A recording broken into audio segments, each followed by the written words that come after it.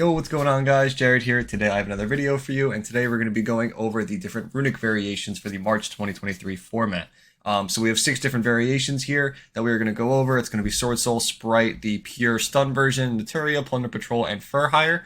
If there is any other Runic variations that you want me to rank and put them into this tier list, just leave them in the comments below and I will comment of where I think that in the tier list they will go. But yeah, so I wanted to start off with this a little bit of a discussion of the different Runic variations because of how broad this deck is. So starting off, we're going to start with Sword Soul. The Sword Soul variation of Runic is very, awkward. It's very strong at times, but it's also very awkward because your Moye play turns into, a Baron with a draw 2 rather than a Chi-Chao with a search, right? And a draw 1. So it's arguably better, but it's more awkward because it requires more cards. So the way that I usually judge these Runic decks is based off what can you do with one Runic card and then one of whatever engine these usually have besides the stun version, right? I think that's the fairest way to judge them mostly is 2 card combos, and it's a lot of different variations of those, right? Any Runic card is up to 15 cards, even more sometimes, and then any of the other engines is usually up to about 6 to 9 of those cards. I think that's a fair way to judge them on what those combinations can do. And the Sword Soul combinations, they're really awkward because it's 2.5 cards because you need a worm card too on top of the Moye, which makes it kind of wonky sometimes. So overall, the consistency of the Sword Soul deck is much lower and requires more cards, so that's less non-engine you can play to help break through boards and stuff like that. But I think the deck is still really cool, but I don't think it's better than, say, of Notoria or Sprite, right? Those engines mixed with Runic do a lot more for it. Where Sword Soul is already a competent engine by itself, it doesn't really need the help of Runic cards. It just opens them up to different plays, like playing around Nibiru more efficiently rather than and getting more draws and wider interruptions rather than, but loses consistency. Where other decks, the Runics help consistency, and it's the exact opposite for Sword Soul, funny enough. But yeah, so for Sword Soul, I'm gonna put this. This is one of the weakest ones in my opinion. I want to put it in D, I think. This is the weakest Runic engine, Runic based deck that I can think of. Especially if I'm comparing it to the other ones, the other 5. I really think this is one of the weakest just because of the consistency issues that it can face, and you can draw some really weird hands, especially with Long Young, or if you only draw Moye by itself, or anything like that, or certain plays get interrupted, then it just gets weird. If they imperm on your Moye summon, that can get weird. It's just they do have synergy, but the synergy doesn't play through stuff. It's just not as good. And yeah. The Runic Sprite variation. This deck, on the other hand, is super, super strong. And the reason is consistency, right? You can have any Runic card plus any level 2, and then that goes into a full combo. As well as it could be a specific, not even specifically, starter Blue Jet. And that's even more than just a full combo at that point, because now you're getting into extra bodies that you're going to have with extra interruptions, without even using your normal summon as well, unlike the Sword Soul one where you have to use your normal summon. So those are all factors you have to consider, and multiple points of interruption as well as being able to play through Nibiru at the same time as well is also very crazy, on the very baseline, right? And you can tech so many cards in here. You could even play something like Ibli if you wanted to, right? You could do a lot of stuff with the Sprite version of this deck. There's a lot of tech choices you can do. There's Cap Shell, Hyperia. There's so many crazy things you can do. Lava Golem in the main deck. It's so nuts. Yeah, this deck, just for the sheer amount of flexibility that you have, for even a deck that locks you into only 2s, it's crazy how much versatility you feel you're getting while playing it. You can play through so many things. You can play around so many things with chain blocking, with starter, and until chaining on top of a Runic card, and then chain block the Fountain from getting Ash Ball. It's so nuts how the combinations of cards you can do with this. This has got to be an easy S+ for me. It's so good. Yeah. All right. Pure Runic Stun. This deck is so funny and it's so dumb. I don't hate this deck. As much as I'm not a fan of decks that are purely I'm okay with a couple floodgates, right? I'm not all floodgate decks are kind of annoying, but do they win, right? That's what it comes down to. I'm not rating how much this isn't a fun rating. This is how good they are. So how good is the pure stun deck? Well, if you're looking at the format right now, I don't know who's been looking at recent deck lists. I'm seeing more and more of a popularity of Cosmic Cyclone that is coming out. So it's like hurting Runic in general, but it's specifically hurting the super back row decks, because now with Labyrinth and Trap Tricks in the meta, excuse me, the stun deck is going to get affected by people siding for those. So things like Lightning Storms, Harpy Feather Dusters, Twin Twisters, Cosmic Cyclones, Evenly Matched, the whole 9 yards. Like all those Floodgate cards, or all those cards that beat Floodgates, they are going to be affecting this deck. Even if you have Fountain with Runics in hand, Harpy's Feather Duster hitting like a skill drain, stuff like that. Because sometimes you end on, with the stun deck specifically, you end on the level 3 Runic in the extra monster zone, and if they have something like Harpy's Feather Duster, you can't just chain a Runic to go Hugin on it. And these scenarios come up more than you would think as well, because a lot of times you're protecting your life points with it, because you have Messenger a piece up, and you just have it sitting there, or you have like a skill drain out, and then Hugin can't protect. Like these scenarios, like I know you, and you're thinking if I see Harpy's Feather Duster, you're like, I can just chain Hugin. But these other, like if people are patient and don't just play directly into it, there is a lot more scenarios than people give it credit for to beat this deck. And I think a lot of people kind of just play into the misplay in a little bit. And yeah, so this deck is very frustrating. Skill Drain's a very strong card, as well as Rivalry and Gozen and Tikaboo. They're all really, really good. But overall, I think this deck does lose to a lot of stuff. Like, I don't like back row decks. I feel like they're always just one card away from getting blown out. So I'm going to put it in C. I don't think it's bad, because I don't think people are like, the engines that are in the game right now don't have a lot of back row outs, right? Like, Kashtira just has a Rise Heart, and they have a Rise Heart, that means they already played to an extent. So you're kind of already in a bad position regardless. But if you go first, you're not going to get to the Rise Heart, right? So, you know what I mean? You have to take it with like a grain of salt. Past the stun variation, Notoria. Yeah, this deck's really good. So I've always said this about the Notoria deck, and in comparison to the Sprite deck, was that the Sprite deck is much better at breaking boards and pushing through, playing around hand traps, and making a really cool board. And then the Notoria deck is really good at just playing really good Yu-Gi-Oh! Like, memorizing all your triggers, these little interactions that add up over time. And the next thing you know, you still have all these cards, and your opponent is down to none. Whereas Sprite, you can burn through, you can go blue jet on one turn, blue jet the next turn, and then all of a sudden you're out of blue and jets, and you're just kind of forced to rely on the Runic cards.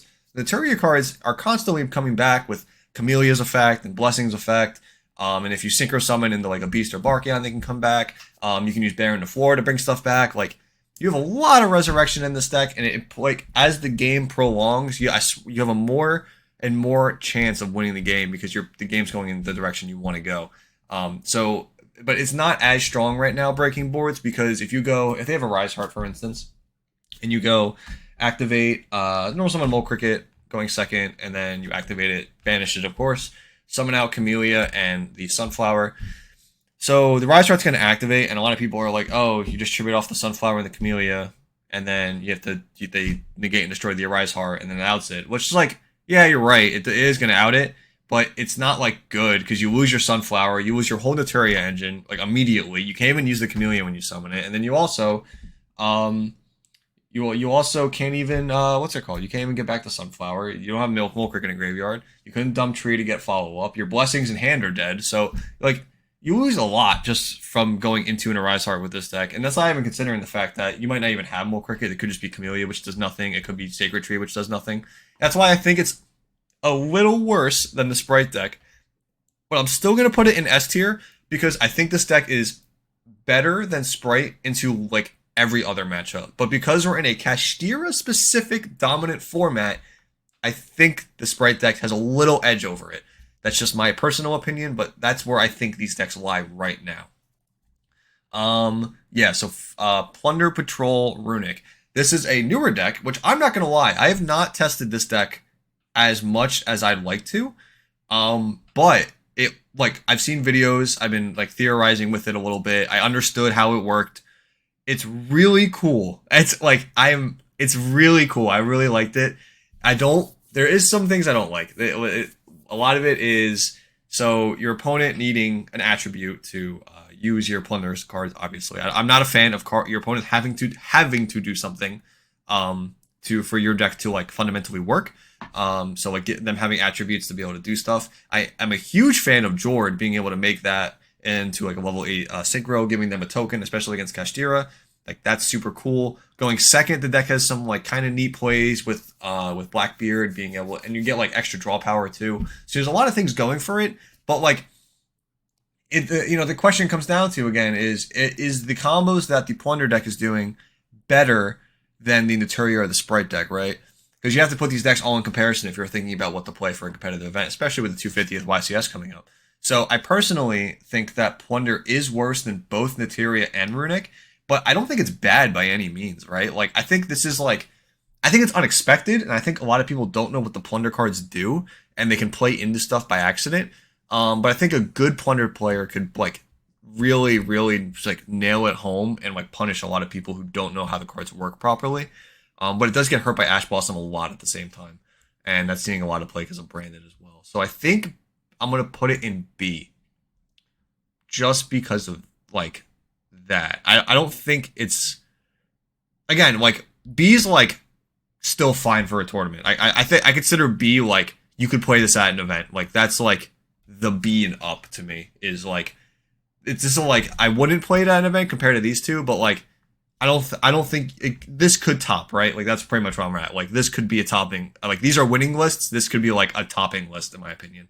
I think it's really cool and catch a lot of people unexpected, and yeah, like has a lot of cool combos. Whitebeard's oh my god, Whitebeard's a hell of a card. Just being able to pitch it off Hugin and then special summon from the deck, and then oh my god, it's so good. Okay. Lastly, for hire Runic. I really like this deck. I'm not gonna lie. I wish it was better than it is because it's so good. I want it. I want to put it up here so bad because it's such a cool deck. But I cannot lie to myself as a competitive player who has been playing against Kashtira and Branded and Labyrinth and Trap Tricks and the whole shebang and Runic mirror matches.